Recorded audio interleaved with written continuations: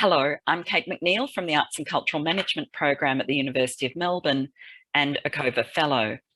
I'm speaking from the lands of the Wadawurrung people, and I pay my respects to their elders past, present and emerging. I'm delighted to introduce to you our panel today.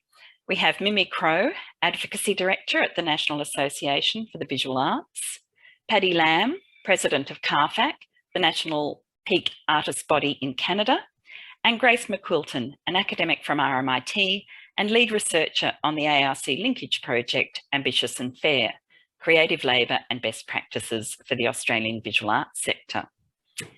And these wonderful people have come together to discuss the economic status of the artist. As we know, fluctuating demand for visual arts and limited funding opportunities present significant challenges for artists at every stage of their career. And major disruptions to the arts and cultural sector over the past 2 years have compounded financial insecurities. So we will explore different approaches taken by artists, advocacy and representative bodies in Australia to improve the economic status of the artists. And we'll hear about CARFAC's experiences of organising artistic labour and its engagement in regulatory responses to improve the rights and remuneration of artists in Canada. As a way of framing this discussion, we have 2 short segments that put a spotlight on artists' diverse ways of making a living. Firstly, we have Julie Shiels. Julie makes work for both gallery and public space. Throughout her career, she's been both an artist and project manager. She developed her process method over 2 decades, working collaboratively with culturally diverse communities, museums, and arts organisations.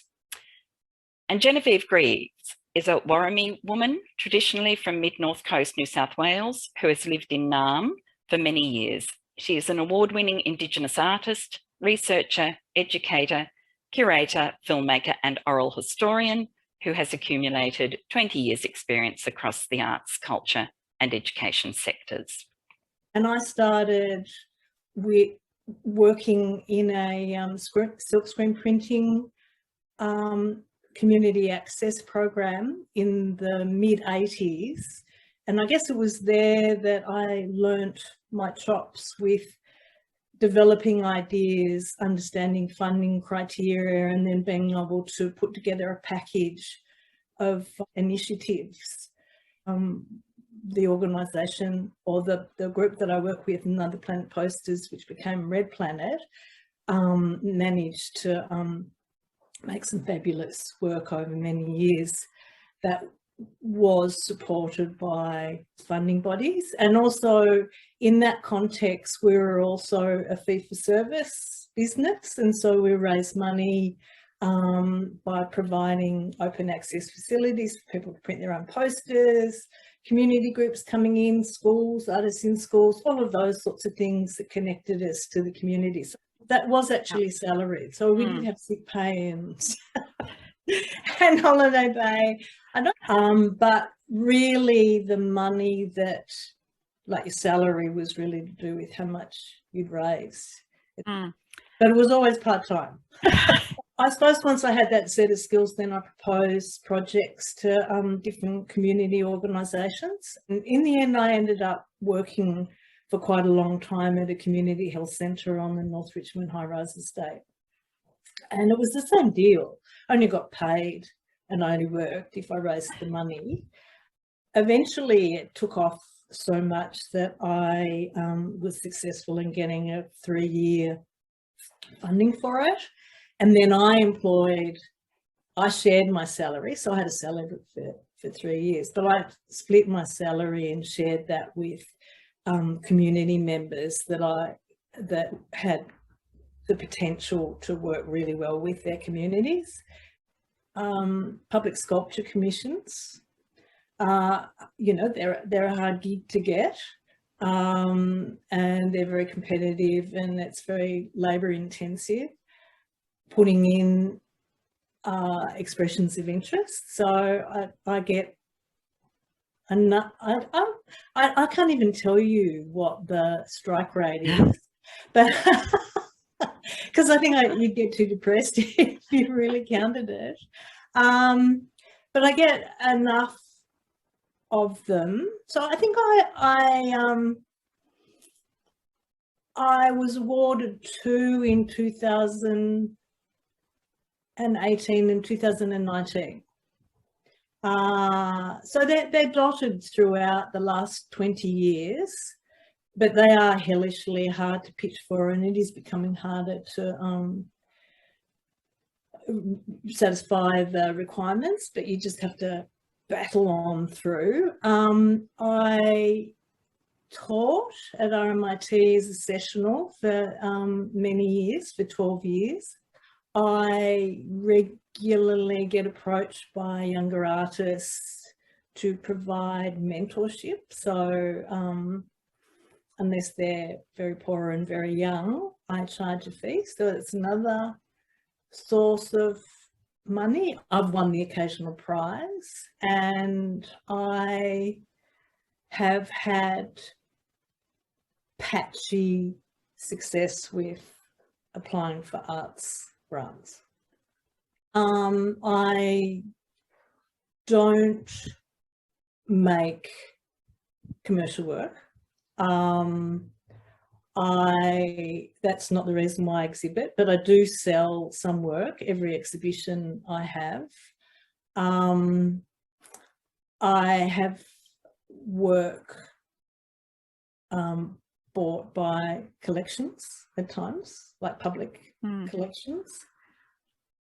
And some of my work has been published by M33, small bespoke publishing house run by Helen Freeman, and I've done 4 books with her, and that doesn't generate a lot of money, but it generates interest, which sometimes leads to sales of the photographs, but it's also credibility and circulation. I did a PhD at the VCA, and I received a scholarship for that, and it was the benefactor's scholarship. The scholarship was the Stella Mary Langford. So during that time I had 3.5 years of quite a reasonable stipend that was tax-free. So that was a very comfortable time, if not incredibly challenging. My work has always been entrepreneurial and developmental. I have found myself in the situation of being a project manager as a result of running my own business. So that would apply to the community work that I did, but also to the public artwork that I've done, is that I do it all myself, which is, you know, it's a tough gig. It's quite nerve-wracking. I just want to acknowledge country before I start. So I'm on Larrakia country. I want to acknowledge Larrakia people and elders and community. So my practice as an artist has, if I think about the works I've made sort of individually as an artist, is probably about a 15-year practice. And it's just probably one part of my practice. And it's a practice that's probably a little bit removed from the other things that I do, in the sense that I sort of have to wait for opportunities to come up for me to make artwork.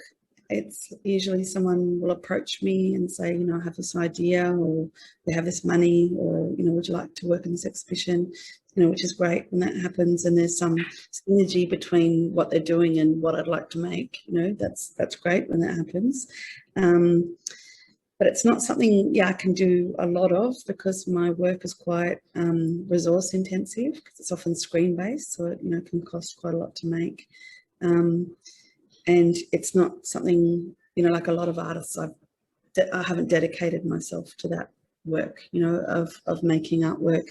And, you know, at times I have considered it, but I don't even know what that would look like, you know, to try and be a full-time practicing artist in that way of making kind of individual artworks. And I know, you know, people have done it, and it's quite hard to set that up, and it can take some time, and you're not always guaranteed you know, a dedicated sort of income from doing that kind of work. So my practice, like a lot of people, I think is pretty diverse, you know. So I make artwork, but I, you know, collaborate a lot on projects. I curate, I also teach, you know, so I have lots of different streams of income and ways of surviving and being able to do the work that I want to do. I think, so I did an exhibition called The Violence of Denial. I think it was in 2016, and that was with the support of Yirramboi Festival. And I think I got a small sort of budget from Yirramboi and Arts House. And so I was able to, you know, pay the artists a decent amount of money. And the other thing I used the money for was to bring the artists to the festival as well. So that was kind of really important to me, that we could be together collectively. And, you know, like often as an artist, you make work and it gets sent to festivals or exhibitions, you never get to see it or connect with it. And really, I think it's so important for the artist to travel with their work and to be there. But yeah, that was a really great project to work on as well, because I was just given free rein completely by Yirramboi and Arts House to do whatever I wanted to do in the way that I wanted to do it. So they gave me a space, they gave me some money, and they said, just create whatever you want. And I wasn't, yeah, they weren't sort of interrogating anything I was doing or questioning it. They were just really supportive. So yeah, so even though it didn't have a massive budget, that show, there were opportunities to use the money well. And yeah, and I'm pretty sure I got paid out of it as well. I can't remember now, but I don't know that I got very much or got paid at all. I can't remember, but because it wasn't huge. But you know, that's, I think, what we do a lot in the sector is we invest in experiences, or invest in our collaborators, or invest in those opportunities to sort of come together or to work through our ideas. And that's very much what that exhibition was for me. Yeah, well, I've shifted from being, you know, offered things and then, or going for opportunities like artistic associates or you know, public art opportunities. I've shifted from that and waiting for the opportunity and then trying to fit myself into it, or the project that I want to do, or as a individual project or a collaboration, which, you know, kind of works well, but, you know, you have to wait for the opportunity to come. I've shifted from that to running my own business. So in the last couple of years, I've built a sort of business structure around myself, which, you know, I have a few full-time staff, and I'm sort of pursuing the creative projects that I want to do now. So I have a kind of team working with me and helping me, and they're all creative people as well, so they're all bringing different ideas and ways of working, and we sort of work as a kind of a team on different projects, and that includes sort of producers and researchers and people who can do different aspects of a project. So that's allowed me a lot more time and space to actually focus on the things that I like to create. So I'd never sort of considered myself a businesswoman or moving into this kind of way of working, but it actually makes a lot of sense in that, you know, it's self-generated, it's self-directed, and I'm kind of pursuing more of the opportunities I want rather than waiting for things to come to me. So firstly, I'd like to hear really from Paddy and Mimi about the sort of challenges that artists face in establishing a secure income stream from their art practice. And you've heard Genevieve and Julie talk about the many different forms of income they've generated over their career. So I wondered what reflections you have on the challenges that presents for artists to make a living. Paddy. Well, first of all, you know, listening to both of them, it's really familiar territory, and I'm always struck by how similar it is in what people face in Canada, just as they do seem to in Australia as well, and other parts of the world. In terms of the question itself, I'm tempted to ask, is it a realistic expectation at the moment? And I'm not sure whether it is. I think it should be, but whether it is or not is questionable. I think I wrote down several things. Certainly, I think there are more artists competing for the same piece of the pie. And that's as a result of changes to the way we communicate and the way people are marketing themselves and any number of things. Exploitation, I think particularly due to big tech, you know, Amazon, YouTube, Facebook, etc. You could go on and on. And they've created a sort of an unrealistic expectation of free or cheap content, which is having a real knock-on effect in our sector, and as well as the music industry, theater, everything, you know, and that's very hard to counter. I think lack of better recognition and protection through government legislation. We're lucky enough to have status of the artist legislation federally, but that only goes so deep, and I'm sure we can get into that later, but it doesn't translate across the whole country in the same way, and nor does it filter right down. But it does give us an important foothold nonetheless. I think everybody's experienced cuts to government funding. We certainly have been lucky federally, especially during the pandemic, to have an injection of cash into the visual arts sector, but provincially, regionally, that's the case is very different, and some places have suffered sort of annual cutbacks over the last 5 to 10 years, perhaps. The other thing that struck me is access to opportunities. I think probably what Canada and Australia share, to some extent, is the remote location of many artists, and they don't have that. They have difficulty accessing or have fewer opportunities to access exhibition space and that sort of thing. Those are some of the main things. I'm sure there's others, but I'll leave it at that for now. Yeah, so Mimi, how does that then compare with the situation in Australia? Yeah, thanks, Kate, and thanks, Paddy. That was really interesting. I really appreciate your point, particularly around the free content and the exploitation and the impact that's having on the sector. I found both of those videos really intelligent and informative and really great examples of the expertise and complexities of the visual arts sector. And I think the thing that stood out to me when I watched both of them is they both talk about public funding, but it's not the crux or the core of their business. And I think the way that and I'll get to the question specifically, but the thing that really struck me is the nuance of the language that we're using around the visual arts industry, I think needs to evolve to catch up with the work that people are actually doing.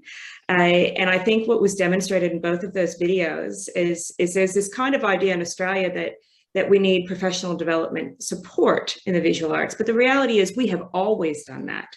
It's just been on a one-on-one personal development level. And both of those artists demonstrated that beautifully. So what NAVA is focusing on is normalizing how we talk about the industry and elevating the conversation about what working as an artist means.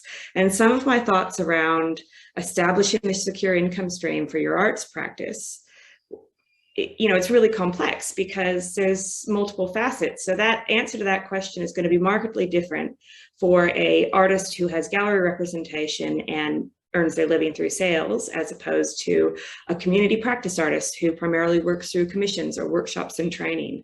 And I think normalizing the layers and the breadth of the industry is a part of that.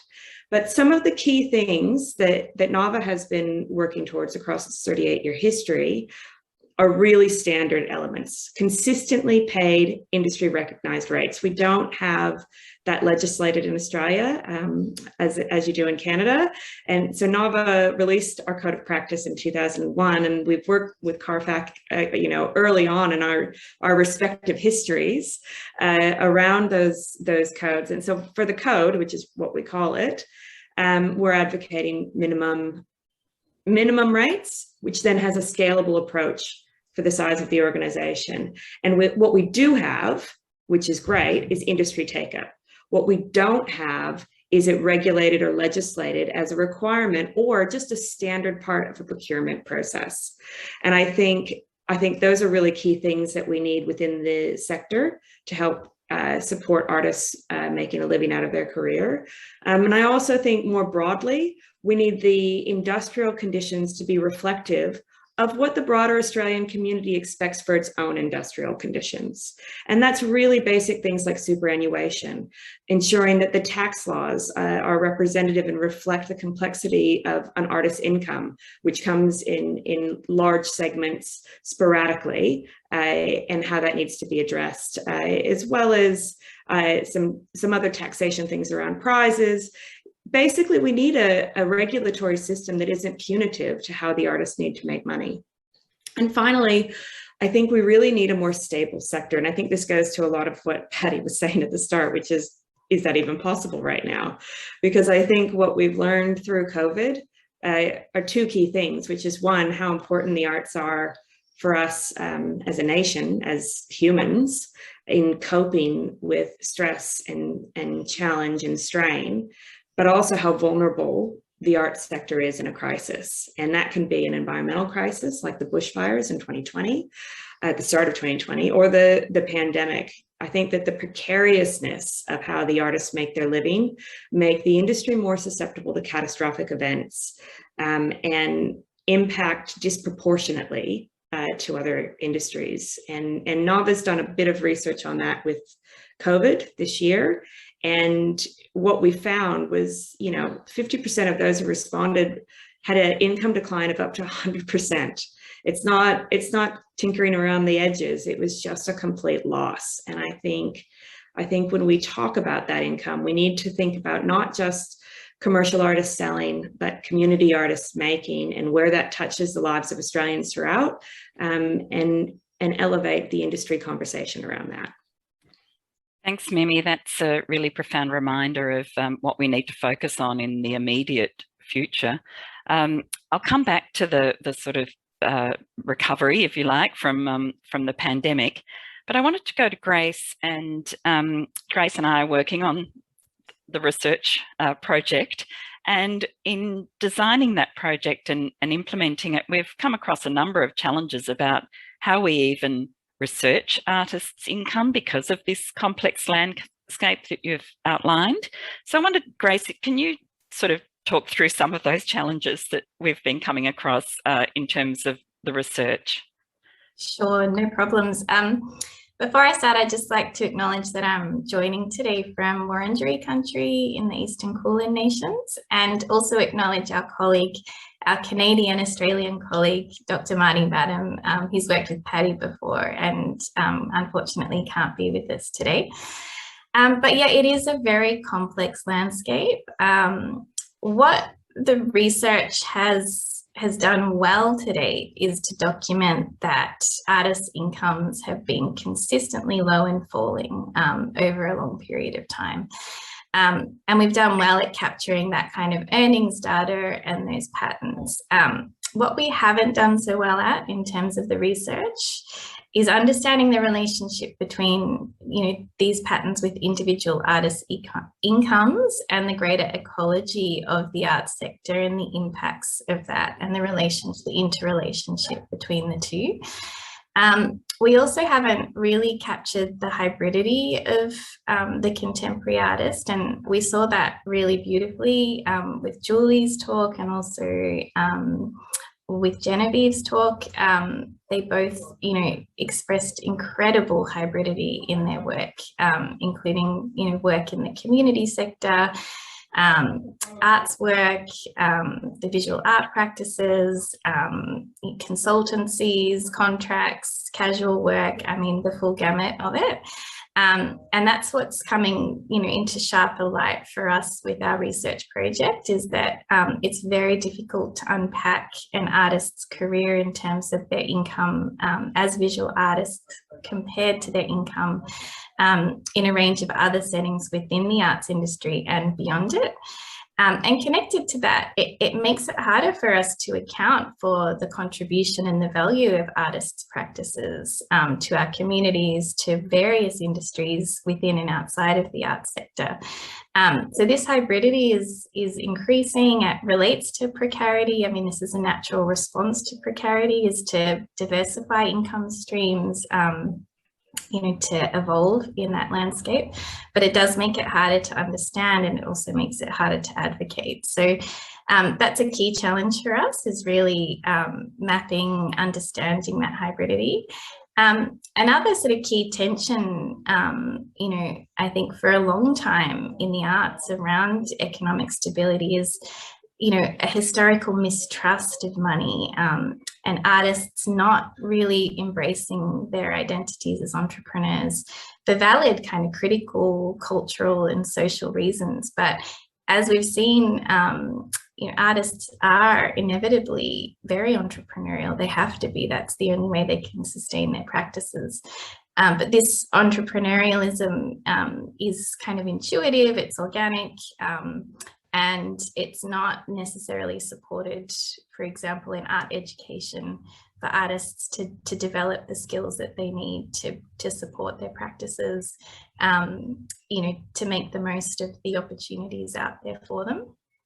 So that's another kind of interesting, cultural complexity that we have to grapple with in our project as well.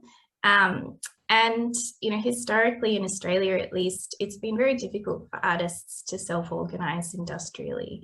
And there's a whole range of reasons for that. But I think that's a really pressing issue for us in terms of our research is, what are the barriers to industrially legislating and supporting artists, to ensuring, fair working conditions and access to those basic economic rights that Mimi outlined. So these are some of the things that we're trying to grapple with in our research.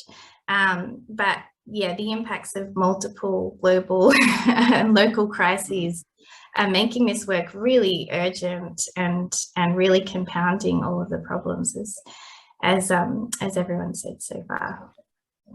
That urgency is compelling. I'm interested in, you've mentioned sort of cultural differences, and I'm just interested in exploring that a bit more. I'm not sure that we've got the answer to it, but it does fascinate me that we've had a different approach that's succeeded up to a limited point, as I'm sure Paddy will remind us.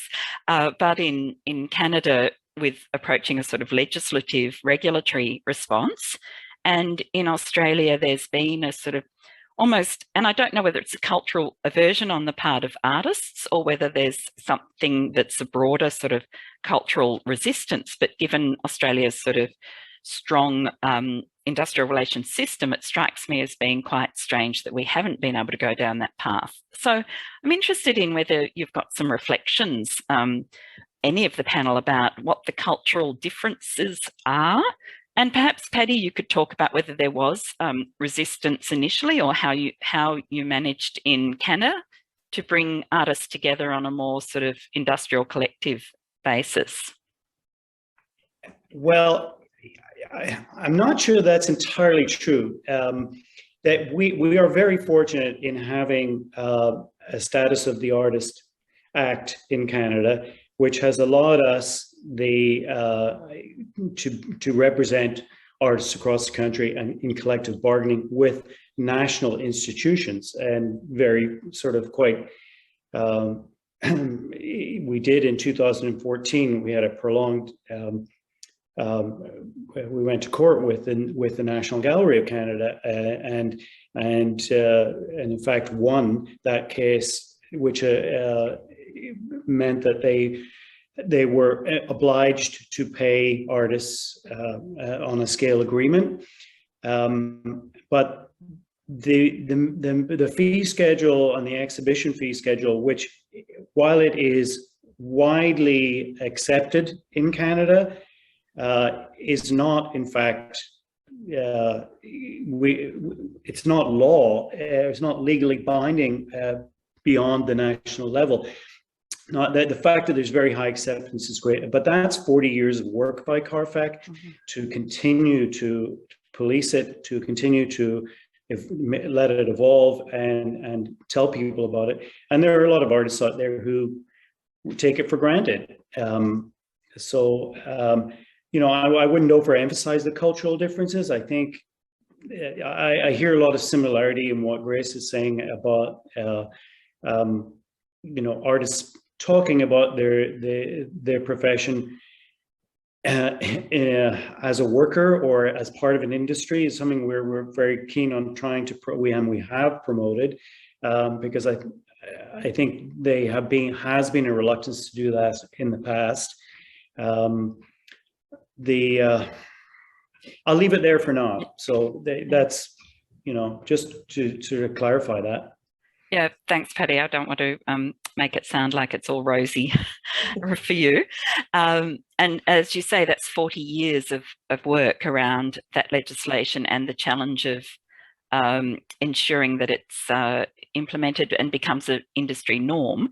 Do you think, Mimi, that there's, it sounds like we're sort of starting, or certainly NAVA's been working for some time around changing the language that artists use and that is used in the broader community around artistic work and their practice.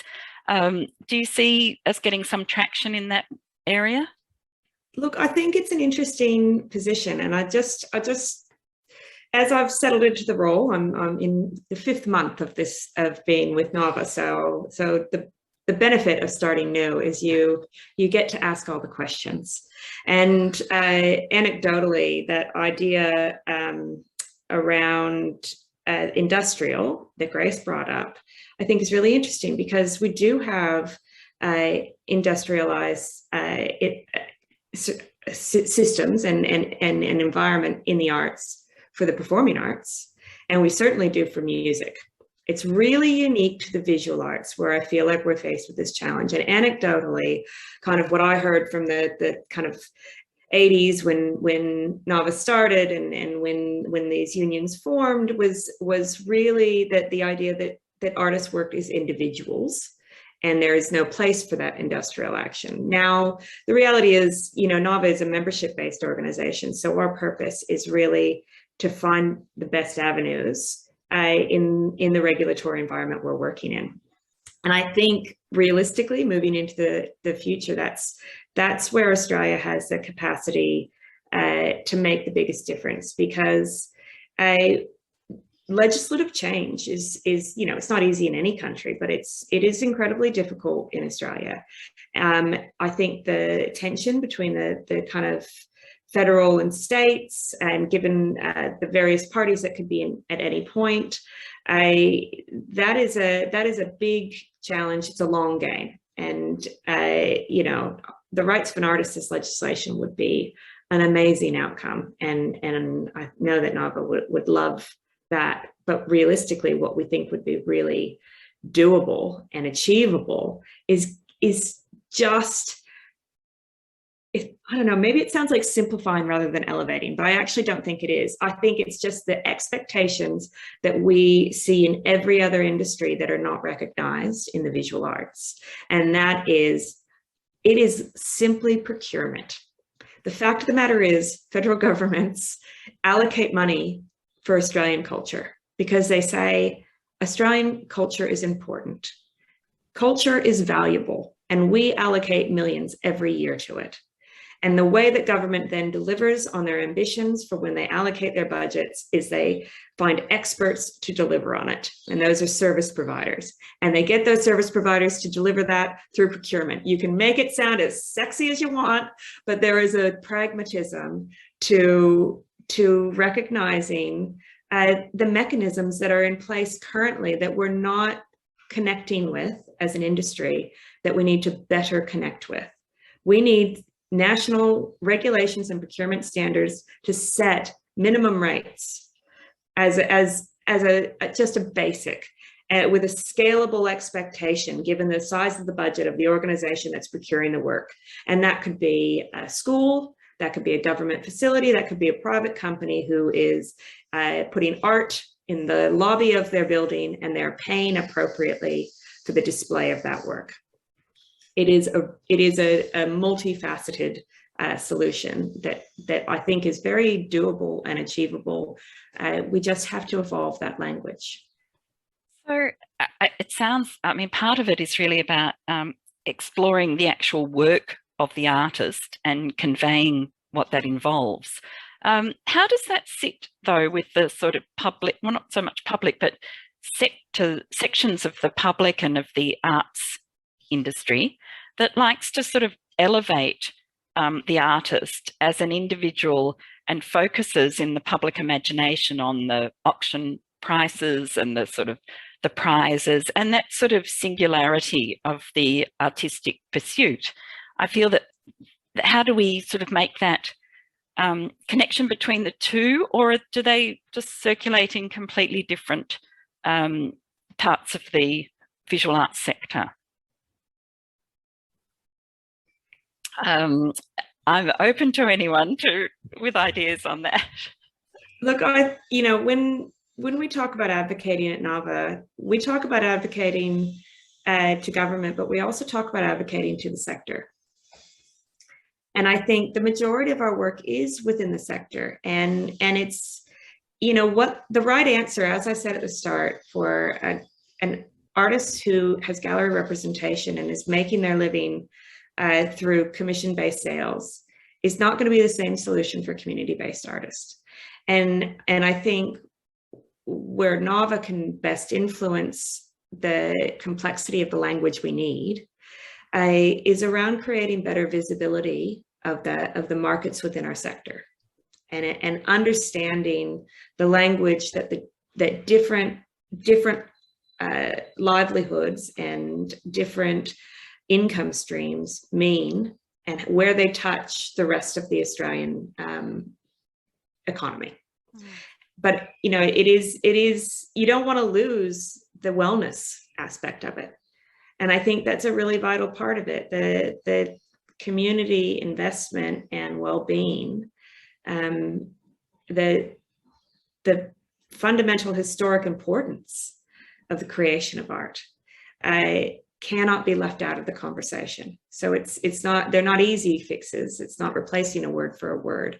It is elevating the conversation to connect two seemingly disparate and separate worlds.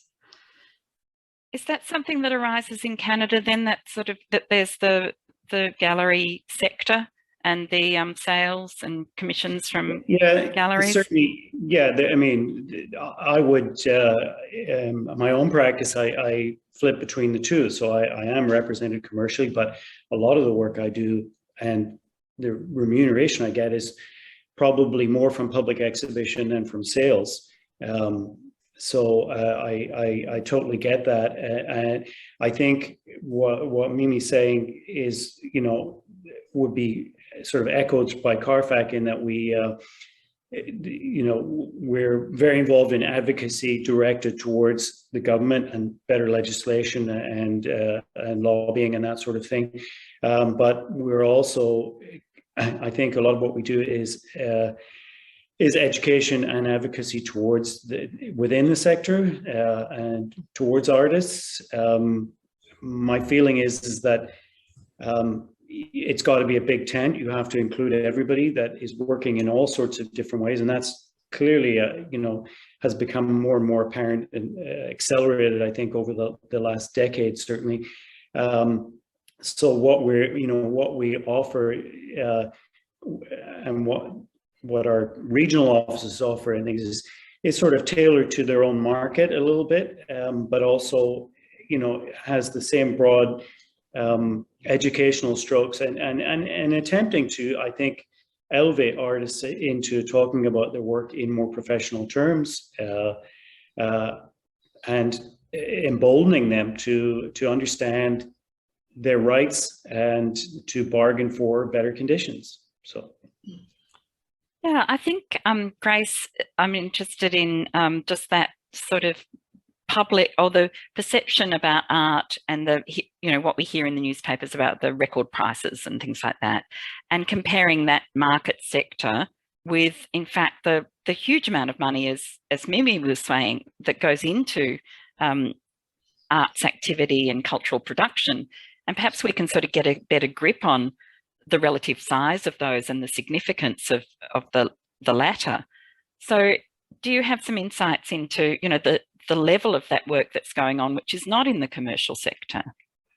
Yeah, I think you've hit on something really interesting there, Kate, which is that the attention between this idea of individualism in the arts, which, the idea of the great artist who is hugely successful and makes lots of money, which, as we know, is a very, very small proportion of artists in actual fact.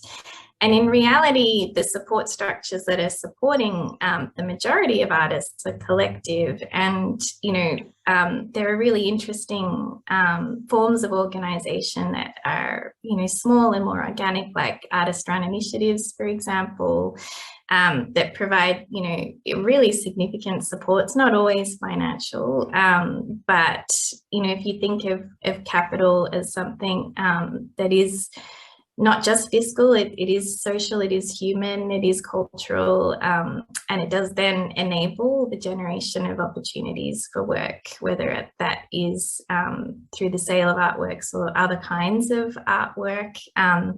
So there's this simultaneous collectivity that's going on that sustains artists and supports them and enables opportunities, but these really strong narratives of individualism. And one of the things I'm interested in exploring is what are the kind of alternative or more radical forms of organising that are happening organically in the visual arts?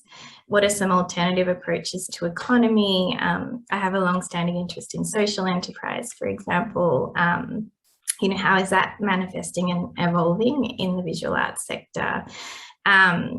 And simultaneously, I guess, debunking some of the myths around what success looks like in the arts. I mean, if you look at, the market, for example, and market sales is an enormous amount of money there. It is a significant part of the visual arts sector, but that money isn't being seen by the majority of artists. So, there are some really, fundamental questions of economic equality and organisation in the arts, which, are very hard to tackle. It is a very much a long game, as Mimi said. But I think, if ever there's a time that needs to happen, when, enormous numbers of artists, as a result of the pandemic, have questioned whether they can continue making art, whether this is a viable career for them, I think this is the time for us to be asking those questions. Can I just add to that? Because we did a survey just recently because we were hearing about those great sales, that people were doing better than ever during COVID. That was the great myth that was traveling around. So we specifically asked of our respondents, how many have gallery representation, and only 23% of our respondents, which I suspect is quite high, have gallery representation, and that is of our total membership, and it was a really strong sample. So I think it is a great misnomer around what that big money rolling around actually does for the sector. I was struck by the way in which both Julie and Genevieve talked about the need to be entrepreneurial. And I'm not, when I say need to be entrepreneurial, the way they have evolved, the way they could actually start to talk about themselves as being entrepreneurial, and the way in which, perhaps more so, that Genevieve has now created a sort of a structure of a group, a team that is actually engaged in the practice of cultural creation. And Julie also sort of spoke about the challenges of managing her own work and managing the work of others that around her. And they both seem very much to suppose, realise the strength of a collective effort, one that was not an individual, but one actually that looked much more like a sort of small business, if you like. And I wondered if that sort of small business, sole trader, you know, that sort of language which resonates more with our industry type discussion and perhaps political leaders is something that we can explore more in the arts. What I found so interesting about both Julie and Jen was when they talked about these sort of, you know, collective forms of entrepreneurialism or business, they were both really privileging, you know, core social values as part of that. So Julie talked about having a wage at one point that she shared with community members, you know, and that was an important values decision for her, and it obviously informs the way she approaches income. I thought that was really interesting. And similarly for Jen, you know, she's building teams and her commitment is to social and cultural change and impact, alongside obviously trying to sustain income and, you know, improve economic viability. And I think that's a really common theme in the visual arts is, you know, this simultaneous pursuit of values and social impact at the same time as trying to find forms of sustainability.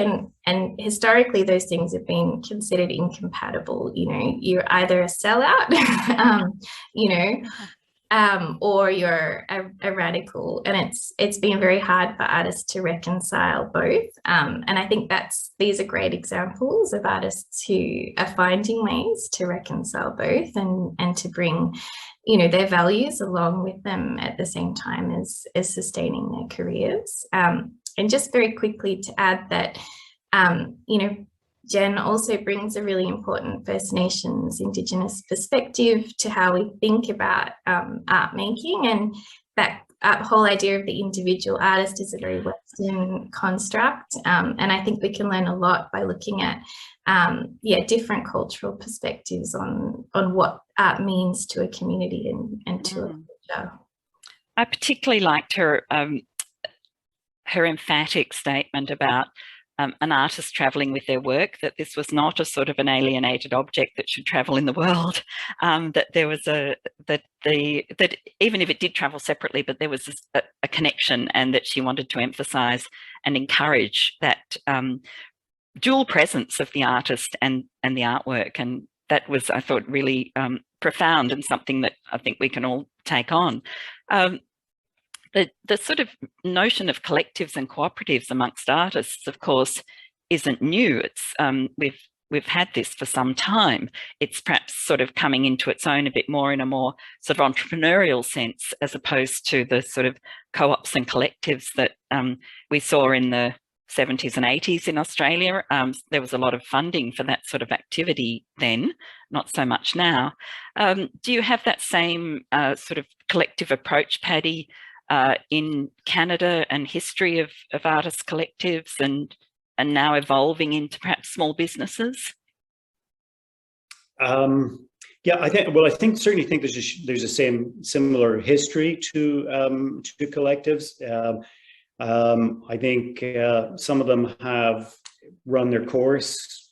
You know, there's a sort of tendency with those groups that, you know, people's lifestyle or their where they are in their career changes, and they sometimes have a limited lifespan. Some of them keep going and renewing themselves and doing great things. So there certainly is that. I do sense there's more these sort of smaller business-like groups and opportunities popping up for artists, and I think that's really healthy. However, I'm always sort of left with a nagging question, and that is, are they doing that? And this goes back to what Mimi was saying about you know, gallery representation and things. I think that I wonder, are people doing that because it is so difficult to get in through other doors? Have they just decided, well, this is the way we go? for that reason, or is it for a really solid business reason? And that's, I could be way off base on that, but it's just like, I think it's a question that needs to be addressed. So. Yeah, interesting point as to whether we're actually,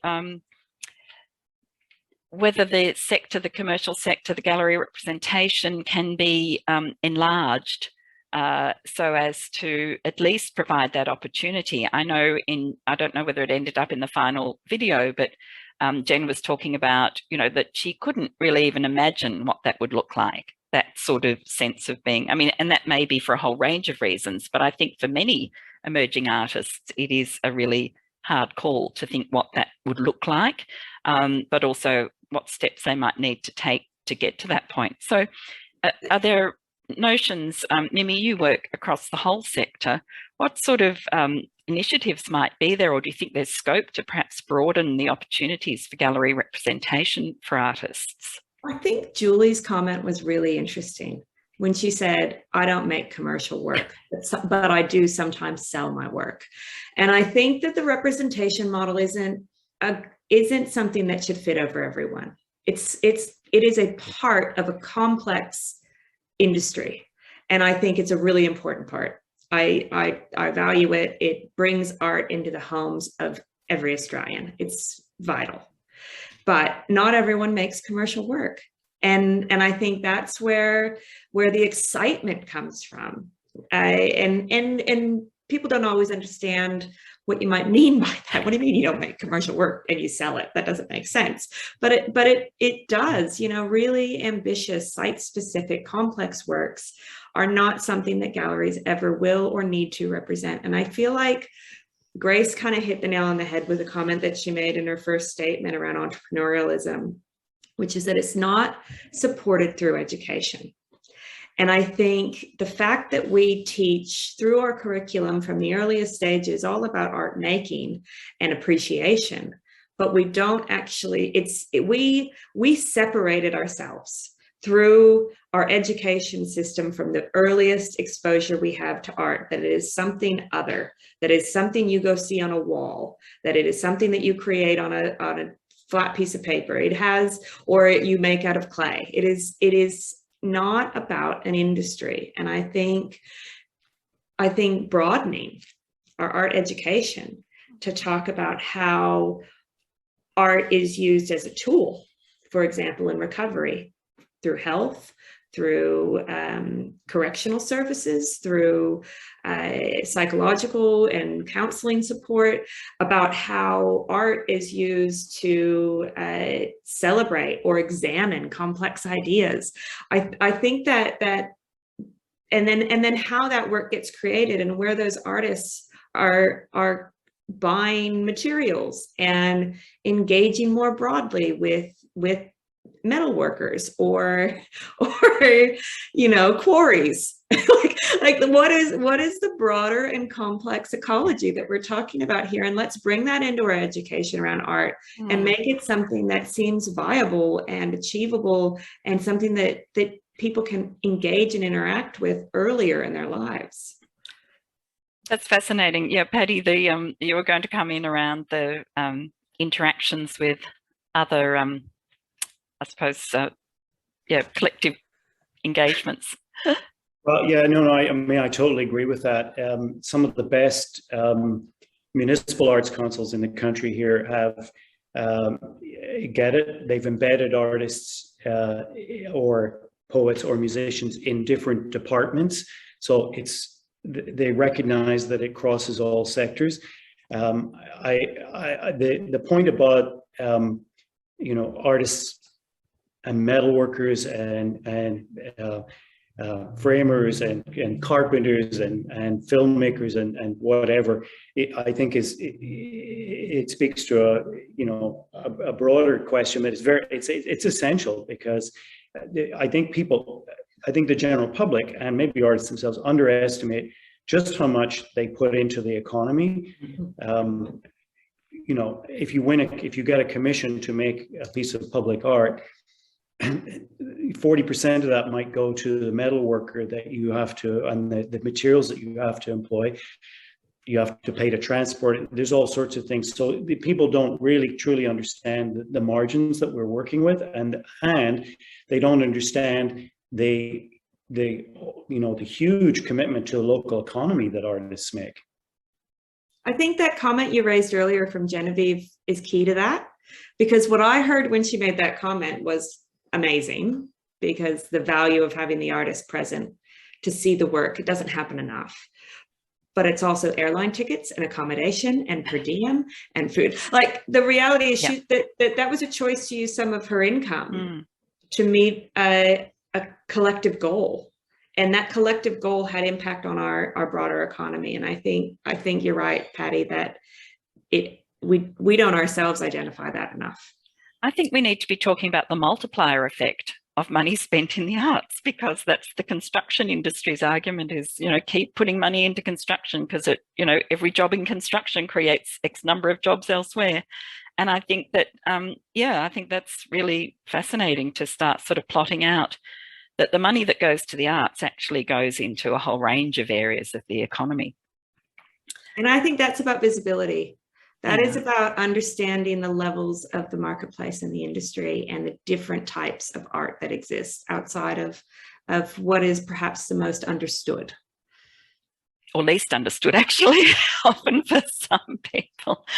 Now, I was wondering if you had questions that you might want to ask of each other here that have gone through, that have come to you during this discussion.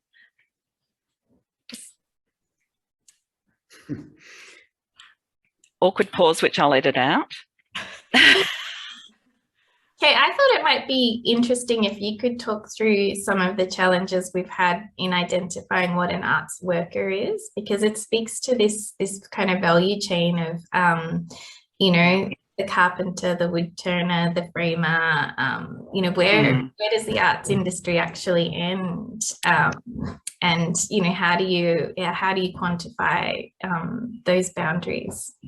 Yeah, I mean, on I suppose picking up on the point I made before about the sort of the multiplier effect, if you like, there's sort of whether they're concentric circles or value chains, whatever, we know that there's an enormous amount of ancillary work that goes on in the realization of any artwork, and the actual money that perhaps goes to the artist is so outweighed by the amount that has gone into other areas. The hours that the artist put in outweighs probably everything, but the money flows out into many different areas. So to talk about the work that artists do, and I found that interesting from the two speakers before, from Jen and Julie, was to really, I mean, in many ways, they stepped us through a number of the roles that an artist undertakes, often because they don't have support of a team or practice around them.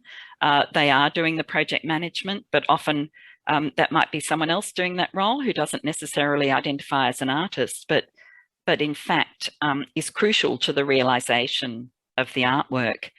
Similarly, the sort of framing industry, the sort of tools, the like that come into this. And that's the challenge that we've had in terms of mapping the visual arts sector, is the, I think you used the term hybrid before, the multiplicity of roles that any one person in that sector actually undertakes, some of which is purely creative, most of which has a creative element, and some of which is bringing a very specific and separate trade or skill to bear to create the artwork. And I think that's really fundamental to getting an understanding of where the money goes in the arts, but also the contribution that it makes to the broader economy. It's incredibly challenging to actually document that, and we might sort of start to wind up, but ask about, what do we need to do to get a better grip on what we know about the arts, the remuneration of artists, and the generation of income in the industry itself. Because as we're designing a survey around these issues, we're when it's really hard to even put out to design a questionnaire that will capture all of that, because it is so different to thinking about a sort of an occupation and a wage and salary that goes with that occupation. And we know that we're moving into a very much more precarious way of work. People are doing multiple jobs, but how we capture that as an artistic contribution or an arts sector, I think is really challenging for us. So perhaps to sort of bring ourselves to a close, I'd be interested in your responses to a couple of questions. What perhaps we need to know, what more we need to know in terms of research, which is really where Grace and I are spending our time and directing our minds, but also what might be a fundamental initiative that could, you think, make a significant difference in terms of the economic status of artists. So I might go to, just in terms of what we need to know, Mimi, I can come back, because we'll find out. That's Grace and my role. We'll find that out. So tell us what you think we need to know. Well, I mean, you know, the big go-to and the thing that I feel like I say 25 times a day is data. And I know that what you're talking about is data, but it actually,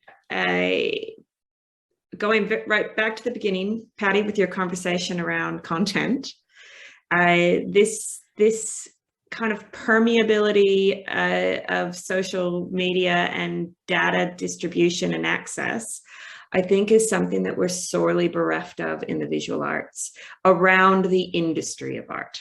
There is plenty of connection to work, and but how that work then is part of a broader career and economy. And I am conscious, you know, we're talking about in pay, we're talking about making a career out of the arts today. And so because of that, we've disproportionately focused on the economy, but the impact, and I think those intersections across all aspects of a healthy future thinking society are fundamental for the arts.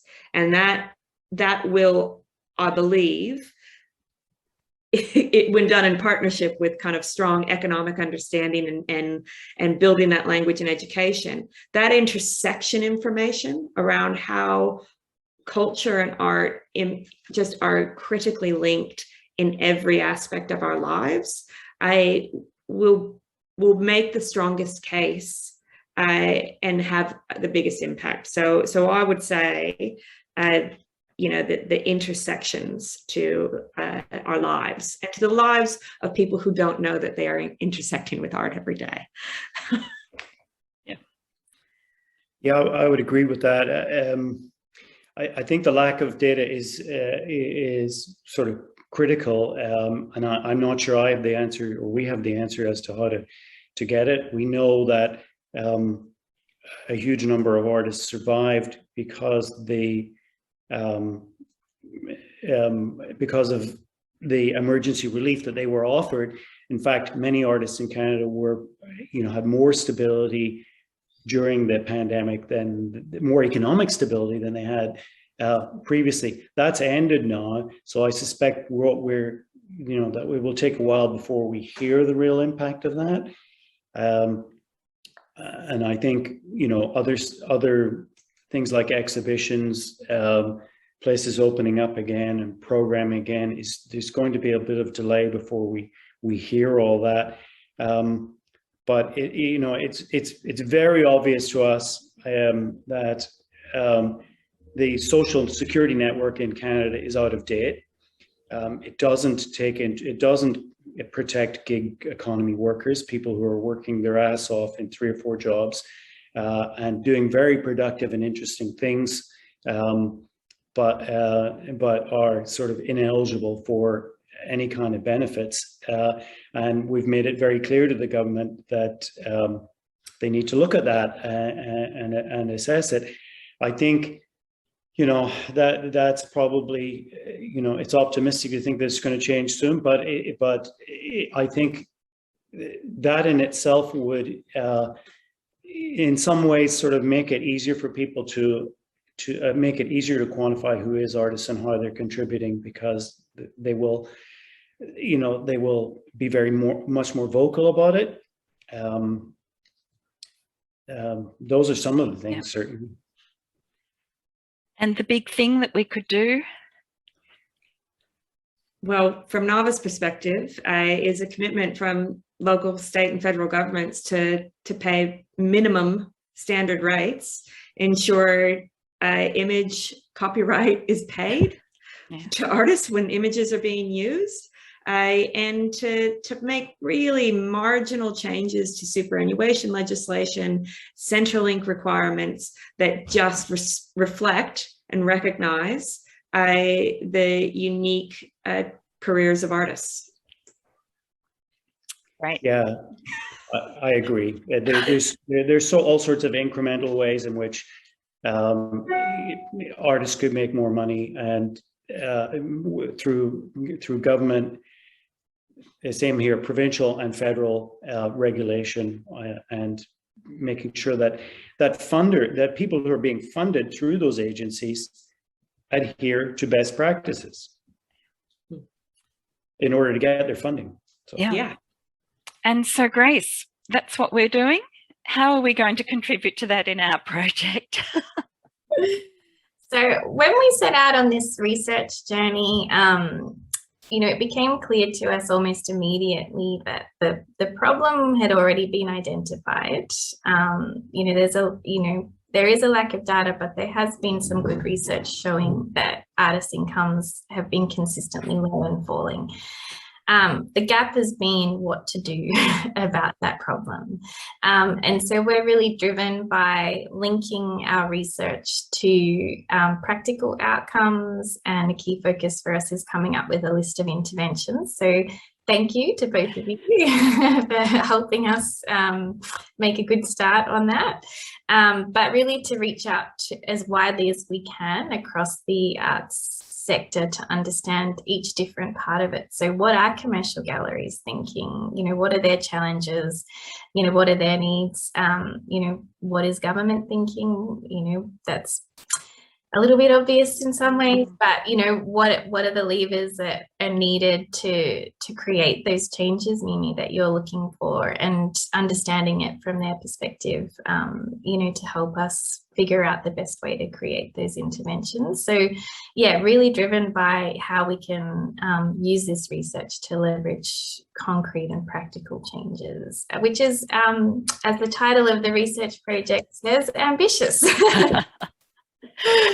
But you know, if ever there was a time to be ambitious, it's now. So, well, absolutely, and I'd like to thank you all, Paddy, Grace, and Mimi, for your time and your thoughts, and for sharing your deep knowledge and understanding of the sector, but also your reflections on the nuances of that sector.